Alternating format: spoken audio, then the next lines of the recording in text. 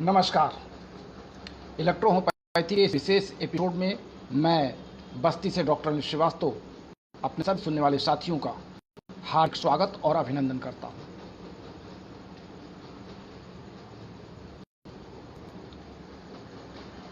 रात के 10 बजे हैं और आपका प्यारा दोस्त डॉक्टर अनिल श्रीवास्तव आपके बीच। यद्यप आज मैं कुछ अपने निजी कार्यों की चलते अपने आप को थका हुआ महसूस कर रहा हूं, लेकिन आप सबका प्यार, आप सबकी चाहत मुझे अपने कामों से भी खींच करके आपके बीच ले आती है।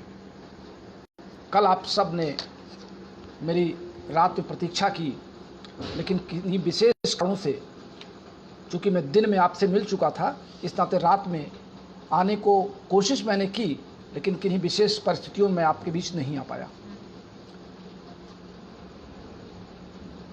हमें अच्छा तब लगता है जब आपके कमेंट्स आते हैं फेसबुक पर, यूट्यूब पर, हमारे व्हाट्सएप पर, हमारे इस क्लास के। तब मुझे ये लगता है कि आपने मेरे इस क्लास में मंथन किया है, मनन किया है, चिंतन किया है, और तब आपने अपने कमेंट्स को लिखा है। आप सब नमस्कार लिखते हैं, मैं आपके नमस्कार को स्वीकार कर लेता हूँ, लेकिन जब आपके कमेंट्स आते हैं तो मैं ये जान के चलता हूँ कि आपने कमेंट्स पर अपने चिंतन को, अपने मंथन को लिखा है। कोशिश ये किया करिए कि जिस विषय पर हम आपसे चर्चा कर रहे हों, आपके उस दिन के सवाल कमेंट्स में उसी से संबंधित रहा करें तो ज़्यादा अच्छा लगता है। विभिन्न रोगों पर आप जब सोशल मीडिया पर, फेसबुक पे लिखते हैं कि आप इस पर चर्चा कर लें, इस पर चर्चा कर लें, तो मैं उसको नोट तो कर लेता हूं, लेकिन मेरे पास जो विषय की अनिवार्यता होती है, मैं उस पर आपका ध्यान आकर्षित करने का कोशिश करता हूं। मेरे कल दिन के क्लास में जहां मैंने आपसे सोडियम कार्बोनेट में फ़्लो में बोल गया था, वास्तव में सोडियम क्लोराइड मुझे बोलना था और मैं बोलना कुछ चाह रहा था और पता नहीं कहां से फ़्लो में वो कार्बोनेट मुंह से निकल गया। तो मैं आप सबसे क्षमा चाहता हूं कि नमक का जो फार्मूला होता है NaCl होता है, सोडियम क्लोराइड, और NaCO3 ये सोडियम कार्बोनेट होता है। चूँकि नमक ही रक्त के अंदर की कंसंट्रेशन को मेंटेन करता है, इस नाते वहाँ पे सोडियम क्लोराइड आप समझ लें। हालांकि मैंने फेसबुक पर इसको लिख भी दिया था, लेकिन फिर भी हमारे कई साथी उसको नहीं पढ़ पाए होंगे या फ्लो में नहीं रहा होगा, तो मैं इस सोशल मीडिया के माध्यम से अपने उस संशोधन को आप तक पहुँचा रहा हूँ।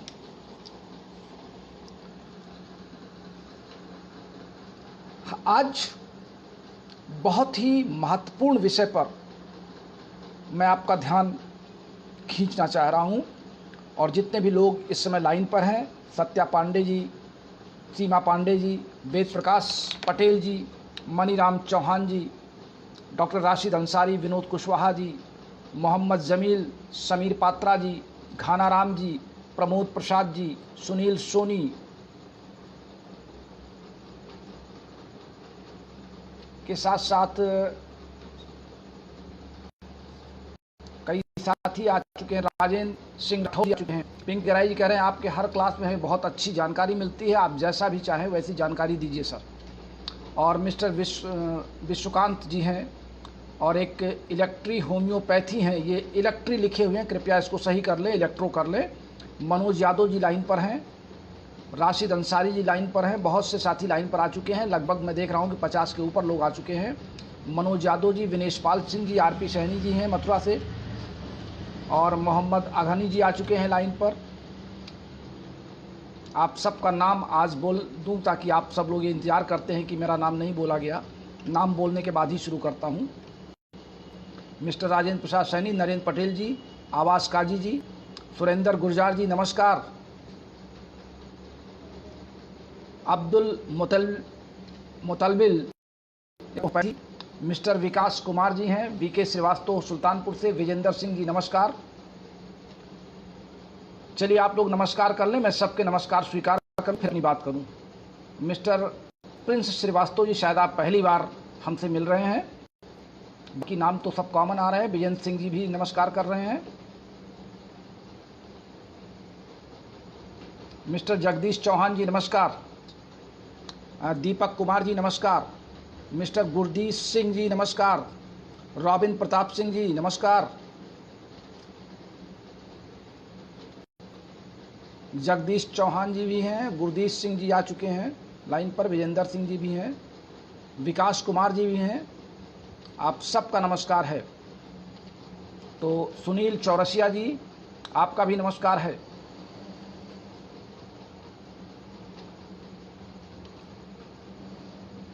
तो चलिए अब शुरू करते हैं आज के इस क्लास को। और आप सबके नमस्कार को डॉक्टर ब्रिजकिशोर शर्मा जी नमस्कार। थोड़ा देर में आप लिख रहे हैं या देर में आप आए हैं क्लास में, चलिए कोई बात नहीं। राजेश मेहरा जी, शायद आप का नाम मुझे लग रहा है कि आप क्लास रेगुलर नहीं अटेंड कर रहे हैं, साथ ही ये नाम कॉमन नहीं लग रहा है। अमृत लाल जी नमस्कार।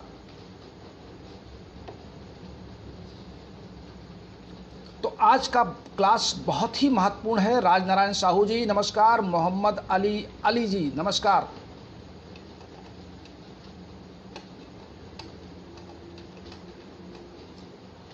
अब इसमें जितने भी नाम हैं, प्रिंस श्रीवास्तव जी हैं, पिछले 2 वीक से आपको फॉलो कर रहा हूं जी प्रिंस जी। बाबू आधना जी नमस्कार। विनोद कुमार जी नमस्कार। महबाब एक नाम आया था, कोई महबाब करके, माधव प्रधान जी हैं। सई अरोरा जी नमस्कार। अजय कुमार जी आप भी आ चुके हैं लाइन पर। चलिए, नाम पढ़ने में फिर बाद में देख लिया जाएगा, जिनके नाम छूट जाएंगे। मैं सबका नमस्कार करता हूं। और चंपेश्वर सोनकर जी भी आ चुके हैं लाइन पर। आज का महत्वपूर्ण विषय अब आप ध्यान दें। अब अपने नाम के चक्कर में आप ना पड़ें, नाम सबके मुझे दिखाई पड़ रहे हैं। आप सबका नमस्कार है। और आप ये सोच लें कि अगर मैं आपसे 30 मिनट का क्लास लेता हूं तो फिर 30 मिनट मैं इसको रिव्यू करके आपको जवाब देने में लगाता हूं 30 से 45 मिनट तक। तो लगातार लगभग मैं अपने नेट को 1 घंटे तक आपके लिए समर्पित करता हूं। और फ्री ऑफ कास्ट, इसका मैं कोई चार्ज आपसे नहीं करता हूं। ये मेरी एक लगन है, मेरी एक श्रद्धा है आप सबके प्रति, और आप सबके प्यार और स्नेह के नाते मैं इस काम को करता हूं। हम बात शुरू करते हैं कि हम जो शरीर प्रकृति ने हमको बना के दिया है, ये शरीर विभिन्न कोशिकाओं से मिलकर बना है, विभिन्न ऊतकों से मिलकर बना है, विभिन्न अंगों से मिलकर बना है।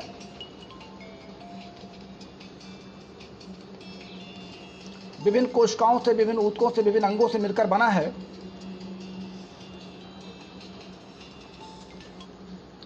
के जी जरा, मैं क्लास ले रहा हूं रात में, अभी आधे घंटे बाद आपसे बात करता हूं।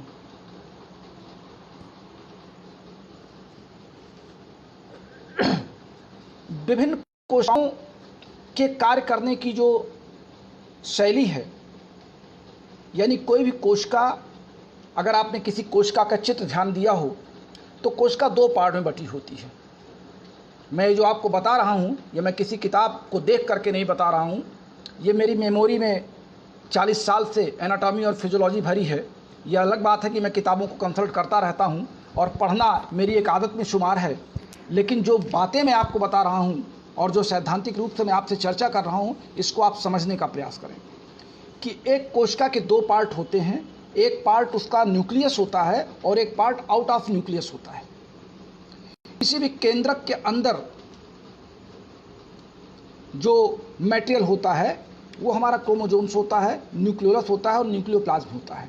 और न्यूक्लियस के ठीक बाहर और सेल वॉल के बीच में विभिन्न प्रकार के सेल ऑर्गेनल्स पाए जाते हैं, जिनमें एक सेल ऑर्गेनल्स कहलाता है माइटोकॉन्ड्रिया। इस माइटोकॉन्ड्रिया में उस संबंधित सेल की एनर्जी एक स्टोर के रूप में पड़ी रहती है, यानी माइटोकॉन्ड्रिया एक एनर्जी का स्टोर है। अब ये एनर्जी हमारे बॉडी में किस रूप में आती है?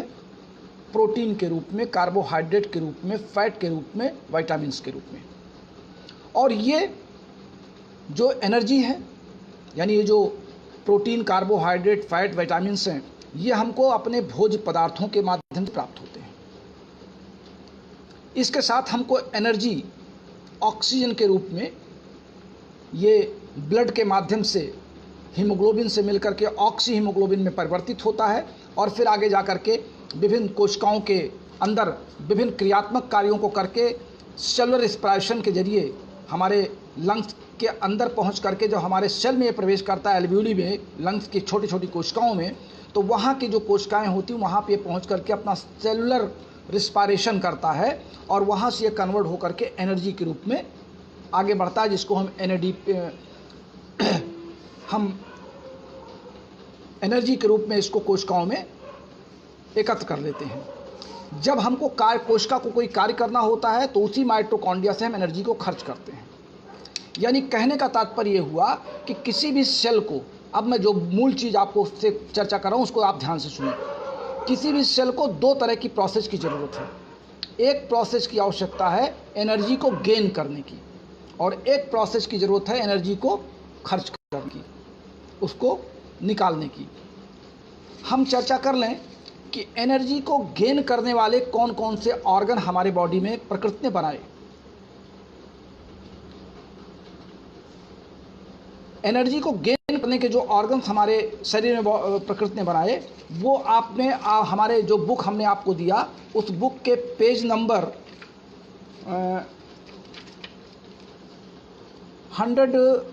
341 में मैंने एक चार्ट दे रखा है जिसमें कुछ कंप्यूटर की मिस्टेक से टाइपिंग मिस्टेक है स्पेलिंग में, उसको आप सही कर लें।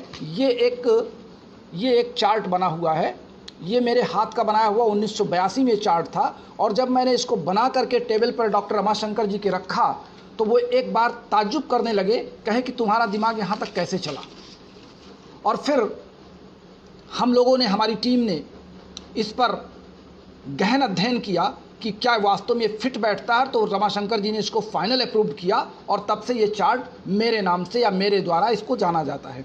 इस चार्ट को अगर आप ध्यान से देखें, इसमें हमने 3 सिस्टम डिवाइड किया है: डाइजेस्टिव सिस्टम, एक्सक्रेटरी सिस्टम और सीएनएस सिस्टम हमारे। और ये सिस्टम बॉडी के 2 हमने आपको सिस्टम बताया सेल का, एक एनर्जी को गेन करना और एक एनर्जी को रिलीज करना। एनर्जी को गेन करना, अब एनर्जी को गेन करने में कितने ऑर्गन काम करते हैं, वो ऑर्गन हमने इस सिस्टम में लिया है। हमने लिया है इसमें स्टमक एनर्जी को गेन करने में, इंटेस्टाइन लिया है, ग्लैंड्स लिए हैं, लीवर लिया है और लंग्स लिया है। और फिर एनर्जी को रिलीज करने में बॉडी में विभिन्न उपक्रमों से, और फिर उसके वेस्ट मटेरियल को एक्सक्रेट करने में हमने जो ऑर्गन लिए हैं वो लिए हैं lungs, kidney, urinary bladder, liver और स्किन। और तीसरा सिस्टम हमने लिया है सेंट्रल नर्वस सिस्टम। यानी पूरे बॉडी को हमने 3 भागों में बांटा है। इसको आप सिस्टम ना माने, नहीं तो हमारे कुछ जूलॉजी और फिजियोलॉजी के उच्च जानकार लोग, जिन्हें कुल कमेंट्स करना आता है, उनको मैं उच्च जानकार या मेधावी इलेक्ट्रोहोपैथ कहता हूँ, वो कहने लगेंगे कि डॉक्टर अनिल श्रीवास्तव को फिजियोलॉजी नहीं आती है और वो सिस्टम, उन्हें डाइजेस्टिव सिस्टम और एक्सक्रेटरी सिस्टम में पता ही नहीं कौन कौन से ऑर्गन होते हैं, इसको सिस्टम मान लेते हैं। जैसे मैंने डाइजेस्टिव वाले पार्ट में लंग्स को लिख दिया तो उन्होंने लिखा कि लंग्स को doctor Anil Shrivastava digestive system में मान रहे हैं, इनको सिस्टम समझ में नहीं आता। जबकि उसके ऊपर मैंने एक्सप्लेन किया है कि एनर्जी गेन करने वाले ऑर्गन हैं।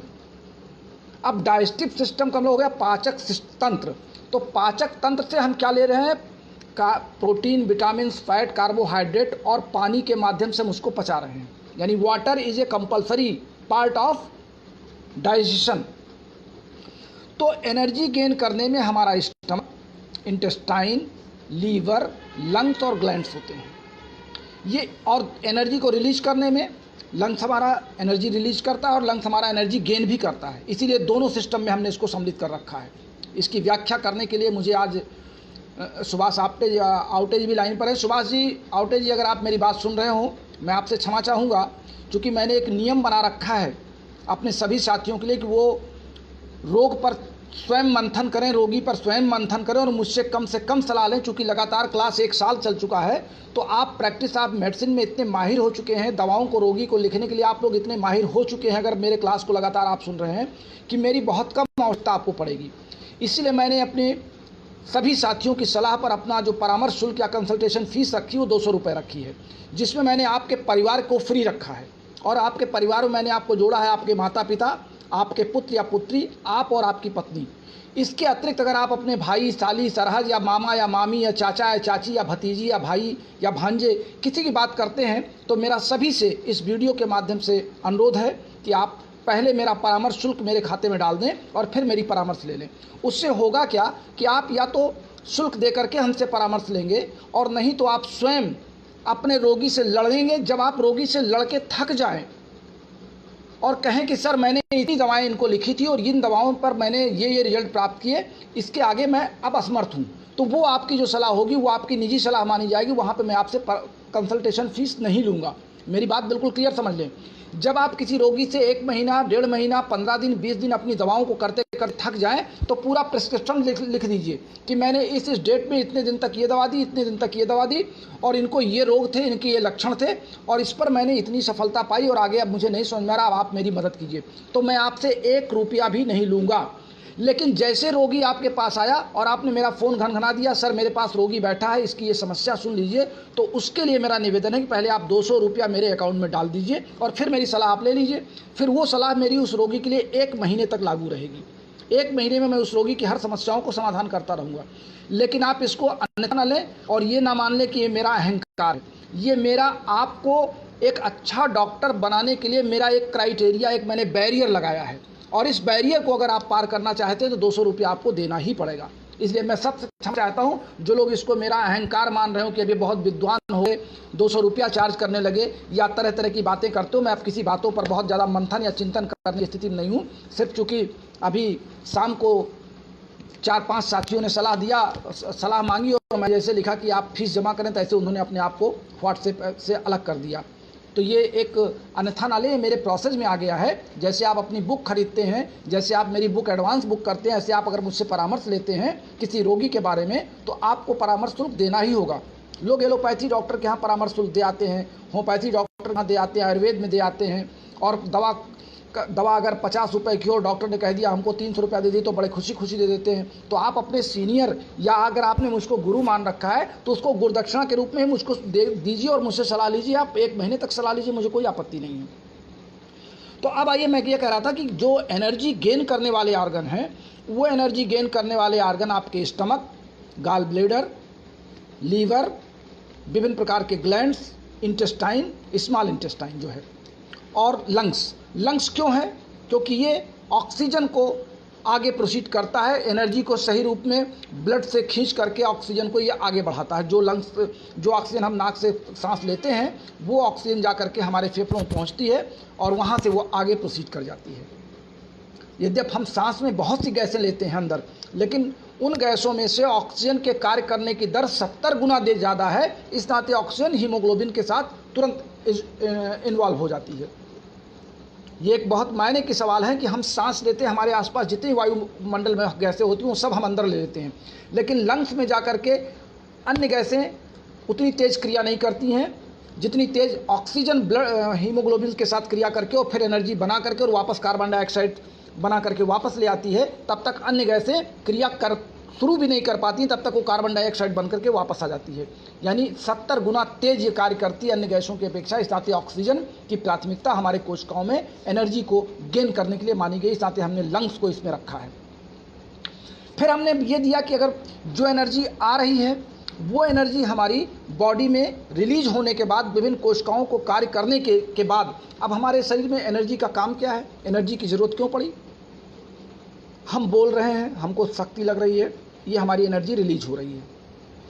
हम फिजिकल वर्क कर रहे हैं, फिजिकल वर्क में सारे काम आपके हैं, चाहे वो ब्रेन के फिजिकल वर्क में हो आप काम कर रहे हो, चाहे आप हाथ से काम कर रहे हो, आप किसी मशीन पर खड़े हो, यानी आपके बॉडी के ऑर्गन का अगर फिजिकल एक्सर्शन हो रहा है, बॉडी से एनर्जी रिलीज हो रही है, तो वो सारा का सारा आपका एक्सर्शन में आएगा, आपके ऊर्जा को कम करने का आएगा, ऊर्जा की खपत में माना जाएगा। यानी कंप्लीट मेटाबॉलिज्म का प्रोसेस हमारा यहाँ पे कंप्लीट होगा। अब इनके एनर्जी रिलीज होने के बाद कुछ ऐसे होंगे जो एनर्जी लाए होंगे और कुछ एनर्जी रिलीज किए होंगे। दोनों के बीच में कुछ ऐसे वेस्ट मटेरियल बचे होंगे, कुछ अपद्रव बचे होंगे जिनको शरीर से बाहर भी निकाला जाना जरूरी है। तो उन अंगों को जो शरीर से बाहर निकालते हैं उनमें आपका लंग्स हो गया, ये कार्बन डाइऑक्साइड बाहर निकालता है। स्किन हो गया जो आपका पसीना बाहर निकालता है, फोड़े फुंसी के माध्यम से आपका पस बाहर निकाल देता है, स्किन को रिलीज कर देता है। लीवर आपका यूरिया यानी नाइट्रोजन को विभिन्न उपक्रमों में यूरिया और फिर बाद में यूरिन में चेंज कर देता है। यूरिनरी ब्लेडर आपका यूरिन को पास करने में काम करता है, यूरेथ्रा है, यूरिनरी ब्लेडर है। ये सारे के सारे ऑर्गन्स एक्सक्रिएट करने में लगे रहते हैं, और जो हमने पहले ऑर्गन बताए वो एनर्जी को इंगेज करने में लगे रहते हैं। इस नाते जो हमारा चार्ट है ये 2 पार्ट में बटा हुआ है, एनर्जी को इंगेज करना और एनर्जी को रिलीज करना। एनर्जी को इंगेज करने के लिए हमने एक मेडिसिन बनाई, मैटी जी ने बनाई। मैटी जी ने तो उसका डिस्क्रिप्शन दिया कि नहीं दिया, मैंने इसको किताबों में नहीं पढ़ा, लेकिन L2 उनका एक कंपाउंड मेडिसिन था जिसमें S1, L1, A3 था। अब हम बात कर लें कि S1, L1 और A3। S1 जैसा आपको पता है कि माउथ के सारे पार्ट्स को ये कवर करता है, सैलिवरी ग्लैंड को कवर करता है, लीवर को कवर करता है, स्टमक को कवर करता है, इंटेस्टाइन को कवर करता है, हमारी तंत्रिकाओं को कवर करता है। चूँकि S1 का काम ये यूनिवर्सल रेमेडी मानी गई है, इस नाते इसके कार्यों की हम तुलना हम आपसे पहले कर चुके हैं। L1 और A3 की अभी मैंने आपको 2 दिन पहले दोनों का कंपैरेटिव फंक्शन बताया है। तो L2 में हमने रखा है L1, S1, A3, यानी ये हमारे अधिकतम अंगों को कवर कर लेते हैं जो बॉडी में एनर्जी को लाते हैं या एनर्जी को देते हैं या एनर्जी को कंट्रोल करते हैं या एनर्जी को स्टोर करते हैं। इसके बाद हमने जो एक्सक्रिएट करने वाले ऑर्गन हैं, एनर्जी को रिलीज करने के बाद जो वेस्ट मटेरियल बचते हैं उनको शरीर से बाहर भी निकालना ज़रूरी है, क्योंकि वो शरीर के कोशिकाओं के लिए हानिकारक हैं। कोशिकाओं में वो एंटी रिएक्शन दे सकते हैं, इस नाते उसको हम बाहर निकालते हैं। सुब्रतो राय जी नमस्कार, वीना बोरा जी भी आ चुकी हैं, गुड इवनिंग कर रही हैं, स्वान सिंह जी भी आ चुके हैं। अब L3 हमने बनाया। L3 में हमने क्या किया, S1 को हटा करके S2 कर दिया। S2 उन्हीं ऑर्गन पे काम करती जहां S1 काम करती है, लेकिन कब? जब S1 का काम हमको कम दिखाई पड़ रहा है या S1 का काम हमें समझ में नहीं आ रहा है, और जैसे हम S1 में बहुत दिन तक दे देते हैं और उसके तुरंत बाद हम S1 बंद करके S2 दे देते हैं, तो S1 हमें उन्हीं ऑर्गन से बहुत अच्छा इसका रिस्पांस मिल जाता है। यानी आप समझ लें कि S1 और S2 दोनों के लगभग सेम ऑर्गन्स हैं, सेम फंक्शन है, लेकिन बस स्मॉल इंटेस्टाइन पे और लार्ज इंटेस्टाइन पे S2 का काम कुछ ज़्यादा बढ़ जाता है, अन्य ऑर्गन पर S1 के सापेक्ष रहता है। इसलिए हमने S2, L1, A3 ये 3 मेडिसिन को मिला करके L3 कह दिया। यानी L3 में S2, L1, A3 है। अब आप देखें कि हमने इसमें क्या ले लिया, जैसे हमने S2 मिलाया तैसे ये लंग्स पर, किडनी पर, लीवर पर, स्किन पर, हमारे लैक्रियल ग्लैंड आंसू पर, हमारे विभिन्न प्रकार के पस को बाहर निकालने पर। मिस्टर हरीश चंद्र कुशवाहा जी हैं और SP दीक्षित जी भी आ चुके हैं लाइन पर। सामने जिसके नाम दिख जाते हैं उनका तो मैं पढ़ ही देता हूं, लेकिन जो आगे निकल जाते हैं उनको बैक करने में दिक्कत होती है। तो ये जो ऑर्गन्स हैं ये हमारे बॉडी से वेस्ट मटेरियल को एक्सक्रिएट करते हैं। यानी L2 को हमने लिया एनर्जी को गेन करने वाले, और L3 को हमने लिया वेस्ट मटेरियल को या एनर्जी को रिलीज करने के बाद जो वेस्ट मटेरियल बचा उनको बॉडी से निकालने वाले, और तीसरा हमने CNS ले लिया, central nervous system. Central nervous system आपका L2 के साथ भी जोड़ा जाएगा, L3 के साथ भी जोड़ा जाएगा, और L2 plus L3 plus CNS तीनों दिया जाता है जैसी रोगी कंडीशन हो। अब जैसे रोगी ये कहता है कि मैं खाना तो बहुत खाता हूँ, मेरा पेट साफ नहीं होता है, या खाना मैं खा लेता हूँ ज़बरदस्ती, मुझे भूख नहीं लगती है। तो भूख क्यों नहीं लगेगी? क्योंकि कॉन्स्टिपेशन आपका बना हुआ है। तो आपको लगेगा कि बॉडी में फूड मटेरियल तो जा रहा है लेकिन एक्सक्रिएट नहीं हो रहा है, तो वहाँ पे आप L3 का चयन करेंगे। और अगर लगातार किसी को लूज मोशन हो रहा है, लूज मोशन हो रहा है, डायरिया हो गया है, कॉलरा हो गया है, लगातार वोमिटिंग हो रही है, तो इसका तात्पर्य क्या हुआ कि उसके पाचन क्रिया या एनर्जी को इंगेज करने वाली या एनर्जी को सबसाइड करने वाली जो जितने पार्ट ऑफ बॉडी हैं वो पार्ट ऑफ बॉडी अपने स्थायी लेवल से डिक्रीज कर गए हैं। तो हम तत्काल जैसे L2 देते हैं वैसे उसका लूज मोशन बंद होने लगता है, क्योंकि L2 फिर पाचन क्रिया को तेज करता है। जो कुछ हम खाते हैं पीते हैं उसको हमारे आहार नाल में पचाने की कोशिश करता है, पचाने के बाद फिर उसका वेस्ट मटेरियल या स्टूल बनाने का काम करता है। तो L2 और L3 में हमारा ये मानना है कि आप इसका चयन बहुत सोच समझ के करें। अगर हम L2 को 1 फार्मूला मान लें, L3 को 2 फार्मूला मान लें और CNS को 3 फार्मूला मान लें, तो आपका दवा का चुनाव क्या होगा, 1+3 या 2+3, या अगर विशेष परिस्थितियों में 1+2+3 तीनों हो सकता है। यानी 3 वाले को, यानी CNS को या सेंट्रल नर्वस सिस्टम के या मानसिक रूप में सुदृढ़ करने के लिए, रोग से रोगी को दूर करने के लिए दिमागी तौर से आपको CNS इस्तेमाल करना पड़ता है। अब CNS में हमारी 3 मेडिसिन है जिस पर मैं चर्चा आपसे कर चुका हूँ। हम इसमें S1 और P1 ये अदल बदल के देते हैं जब हमको लगता है कि, अब देखिए हम कब P1 देंगे और कब S1 देंगे, यहाँ पे मैं क्लियर कर दूँ। जब आपको L2 देना पड़े और आपका लगे कि यहाँ पे ये एक्यूट रोगी है और L2 की इसको ज़रूरत है, तो वहाँ पे आप S5 हटा करके S1 कर दीजिए। और जब आपको रनर लगता है तो वहाँ पे आप S5 हटा करके P1 कर दीजिए। कब? जब आप L2 देते हैं, L3 देते हैं। यानी L3 अगर दे रहे हैं तो वहाँ पे आपको P1 कंपलसरी देना पड़ेगा CNS में, और अगर आप L2 देते हैं तो वहाँ पे आप CNS में आप S5 भी दे सकते हैं और S1 भी दे सकते हैं, जैसी आपको ज़रूरत पड़ेगी। तो ये दोनों दवाओं का कॉम्बिनेशन, आप लगातार L2 L3 में उलझ जाते हैं और कंपाउंड मेडिसिन के बारे में आप उलझ जाते हैं। कंपाउंड मेडिसिन आप जितनी रोगी को देते हैं, जितनी दवाओं को आप बनाते हैं, वो सब कंपाउंड मेडिसिन ही है। जब आप एक से अधिक रोगी को मिला देते हैं, औषधियों को मिला देते हैं, तो वहाँ पर आप कंपाउंड मेडिसिन ही बना रहे हैं। यानी हर डॉक्टर पर डे जितने पेशेंट देखता है उतने कंपाउंड मेडिसिन उसके बने, यानी उसके पेशेंट रजिस्टर में जितने फार्मूले लिखे हैं वो सब कंपाउंड फार्मूले हैं। इस नाते इलेक्ट्रोहोम्योपैथी में कंपाउंड तो बनते और बिगड़ते रहते हैं। हमने एक कोई कंपाउंड का फार्मूला तैयार किया, हमने डायरिया के एक रोगी पर दिया, लेकिन ये कोई ज़रूरी नहीं कि दूसरे वाले रोगी को भी वही फार्मूला काम कर जाएगा, क्योंकि दोनों रोगी के बॉडी कॉन्स्टिट्यूशन में अंतर होगा। कोई दुबला पतला हो सकता है, कोई मोटा ताज़ा हो सकता है, किसी का बॉडी वेट 100 kg का हो सकता है, किसी का बॉडी वेट 40 kg का हो सकता है, कोई पहले से किसी अन्य रोग से रोगी ग्रसित हो सकता है।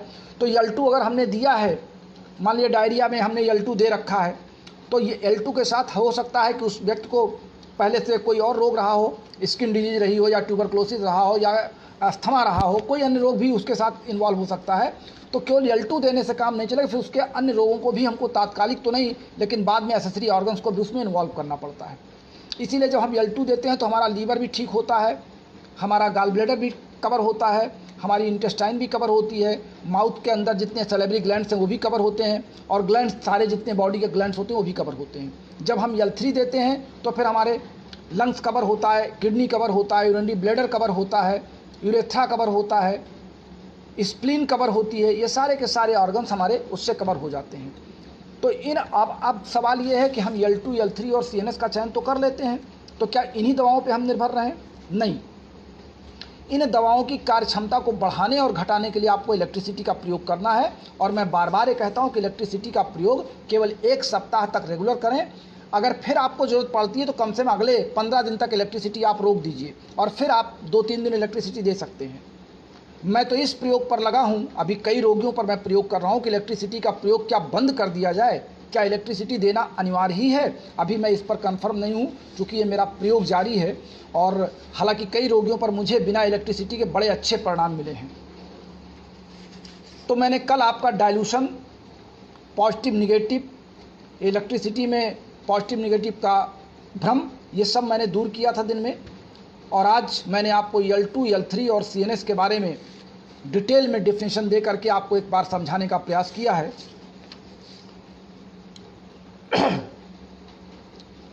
अब L2 और L3 के अलावा, यानी जो ऑर्गन L2 में इन्वॉल्व हैं और जो ऑर्गन L3 में इन्वॉल्व हैं, इसके अलावा भी हमारे शरीर में बहुत से ऑर्गन बचते हैं जिनको हम किसी अपने इन दोनों सिस्टम में नहीं रखे हैं। जैसे हमारा महिलाओं में यूटेरस है, पुरुषों में आपका टेस्टिस है,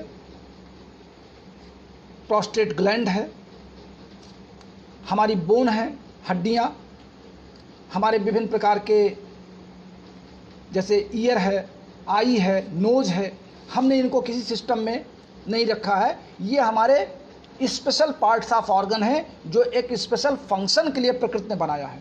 बाकी जितने ऑर्गन हमने बनाए वो एक सिस्टम को कवर कर रहे हैं, लेकिन ये ऑर्गन एक पर्टिकुलर फंक्शन को कवर कर रहे हैं। जैसे ईयर है तो उसका काम सुनना हो गया या शरीर का बैलेंस करना हो गया, नाक है तो ऑक्सीजन को लेना और कंप्लीट करना है, आँख है तो उससे देखने का काम लेते हैं, यूटेरस है तो वो बच्चे के जन्म के लिए सहयोग करता है, टेस्टिस है तो वो स्पर्म बनाने के लिए काम करता है। तो ये जो विभिन्न पार्ट ऑफ ऑर्गन्स हैं, जो स्पेशल पार्ट ऑफ ऑर्गन्स हैं, हम रोगी को इस अपने सिस्टम के अलावा स्पेशल पार्ट ऑफ ऑर्गन को भी टच करेंगे कि क्या रोगी के स्पेशल पार्ट्स ऑफ ऑर्गन की भी अगर ज़रूरत होती है तो हम उन दवाओं का भी चयन करेंगे। मैं समझता हूं कि अब आपको मैंने काफ़ी इशारा कर दिया है कि मेरी आने वाली प्रैक्टिस ऑफ मेडिसिन में किस बात की चर्चा और किस स्तर की होगी। मैं इसी तरीके से उस किताब में लिख रहा हूं कि आप पहले L2 कैसे चयन करेंगे, फिर L3 कैसे चयन करेंगे, फिर CNS को कैसे कंबाइन करेंगे और उसके बाद एसेसरी ऑर्गन्स को आप रोगी के किन किन कंप्लेंट पे एसेसरी ऑर्गन को उसमें इन्वॉल्व करेंगे। और यही पुस्तक मैं समझता हूं कि आप सबके लिए एक बहुत ही महत्वपूर्ण होगी, जिसको लिखने में मुझे समय लगेगा, इसको देखने में, बनाने में और आप तक पहुंचाने में भी समय लगेगा। हमारे बहुत से साथी जो ये हैंडबुक ऑफ इलेक्ट्रोहोम्योपैथी पहले एडवांस बुकिंग नहीं किए थे, ये सोच करके कि हो सकता है डॉक्टर अनिल श्रीवास्तव कहीं मेरा एडवांस पैसा हजम न कर जाए और फेसबुक से गायब न हो जाए, और उसके बाद जब किताब छप के आ गई और मैंने यहाँ से बुकिंग जारी किया और उसकी फ़ोटो जारी हुई तो लगातार एक रात में 100 लोगों के पैसे आने शुरू हो गए थे। 50 लोग एक साथ हमको भेजना शुरू कर दिए थे। यानी देश में अभी ये मेंटलिटी है कि ईमानदार लोगों की भी पहचान अभी लोग कर नहीं पाते हैं। मैं कितना भी कह रहा हूं कि आप हैं हमारे प्रैक्टिस ऑफ मेडिसिन की एडवांस बुकिंग कर लिए ताकि मुझे एक संख्या पता चल जाए कि और उस संख्या से मैं अपने आप को मैनेज कर लूं कि मुझे पुस्तक कितनी निकलवानी है और किस तरह के पेज लगाने, क्योंकि जो मेरी इनकम होगी आपके पैसों से एडवांस बुकिंग की, मैं उसी हिसाब से उसके पेज का चयन करूँगा, उसके फोटोग्राफ्स का चयन कर पाऊँगा, क्योंकि लागत मेरी कितनी लगेगी और मैं कैसे उसको मैनेज करूँगा। लेकिन हमारे तमाम साथी मैं मान के चलता हूं कि जब तक किताब छप के और यहाँ पोस्ट होना नहीं शुरू होगी तब तक वो किताब को मंगाना नहीं चाहेंगे। लेकिन इस बार बहुत ही स्पष्ट तौर पे मैं आपको कह दूं कि मैं सिर्फ और सिर्फ प्रैक्टिस ऑफ मेडिसिन की 500 किताबों को प्रिंट आउट मिलवाऊंगा, क्योंकि किताबों पहले मेरी जब 500 किताबें निकल जाएंगी मैं उसके बाद ही अगला ऑर्डर दूंगा कि नहीं दूंगा, ये आपके आने वाले संख्या पर निर्भर करेगा। क्योंकि अब मेरी उम्र 58 वर्ष में चल रही है और किसी के जीवन का कोई भरोसा नहीं है। मैं किताबों को छपवा करके अपने घर में रख दूं और रात में मैं मर जाऊं तो उन किताबों को ना आप पा पाएंगे और ना मेरे बच्चे उस किताबों का उपयोग करके आपको भेज पाएंगे। तो जहां तक मेरी रिस्पॉन्सिबिलिटी है, मैं अपनी रिस्पॉन्सिबिलिटी को बहुत अच्छी तरह समझता हूं। डॉक्टर अनिल श्रीवास्तव के अंदर बेईमानी कहीं भी नहीं है।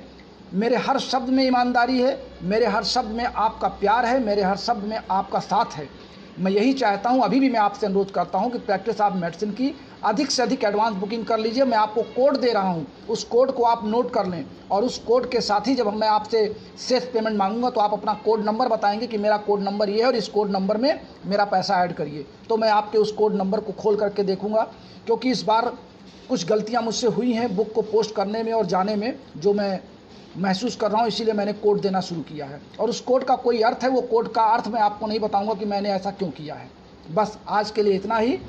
चलते चलाते आप सब मेरा कॉन्टैक्ट नंबर 9793252355 और मेरा फ़ोन पे नंबर 9450563748, इस पर आप अपनी हैंडबुक ऑफ इलेक्ट्रोहोम्योपैथी के लिए 1650 रुपये और प्रैक्टिस ऑफ मेडिसिन के एडवांस बुक के लिए 500 रुपये दे सकते हैं। प्रैक्टिस ऑफ मेडिसिन की कीमत अभी तय नहीं है, ये 500 रुपया आपका एडवांस बुकिंग में रहेगा। जो कीमत तय होगी नवंबर या दिसंबर में, रेस्ट अमाउंट आपको उसके बाद दे करके किताब प्राप्त कर लेनी है। बस आज के लिए इतना ही। मिस्टर अनिमेश लिख रहे हैं, we know how much dedicated you are with electrohomeopathy. चलिए अनिमेश जी, आपकी का नमस्कार। नरोत्तम सिंह यादव लिख रहे हैं, नमस्कार सर जी, शिकोहाबाद फिरोजाबाद से।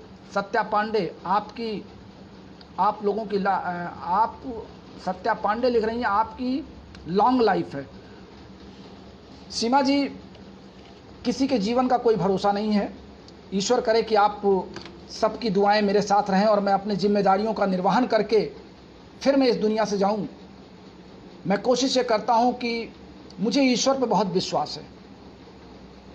और मैं आपको बता दूं चलते चलाते कि मैं जैसे मैं आपको पढ़ाने के लिए तत्पर रहता हूं कि बिल्कुल समय पे आ जाता हूं, जैसे मैं अपनी duty college as a principal की सीट पर बैठने के लिए समय पर 8 बजे पहुंच जाता हूं, फिर मैं अपने डिस्पेंसरी पे एज ए फिजिशियन 4 बजे बैठ जाता हूं, वैसे ही सुबह भगवान के पास भी मेरा फिक्स समय है जो 40 मिनट का पर डे है। मुझे कहीं बाहर भी अगर जाना है, रात में 2 बजे जाना है, तो मैं उसके पहले उठ करके भगवान के पास 40 मिनट अपना समय निश्चित देता हूँ। तो मेरे उस 40 मिनट में मैं मंथन करता हूँ और मुझे लगता है कि ईश्वर की तरफ से मुझे कुछ असीम शक्तियाँ प्राप्त हो रही हैं और मैं उन शक्तियों को के साथ आपके बीच अपने आप को फ्रेश महसूस करता हूँ और ईश्वर से मनाता हूँ कि जब तक मैं जिंदा रहूँ तब तक इसी तरीके से स्वस्थ मुस्कुराते हुए आप सबके बीच आता रहूँ और आप सबका स्नेह लेता रहूँ। बस इन्हीं शब्दों के साथ आज की बात यहीं पर, कल फिर मिलेंगे किसी नए प्रसंग के साथ, किसी नए सब्जेक्ट पर। अपने प्यारे दोस्त डॉक्टर श्रीवास्तव को इजाज़त दीजिए। नमस्कार, शुभ रात्रि।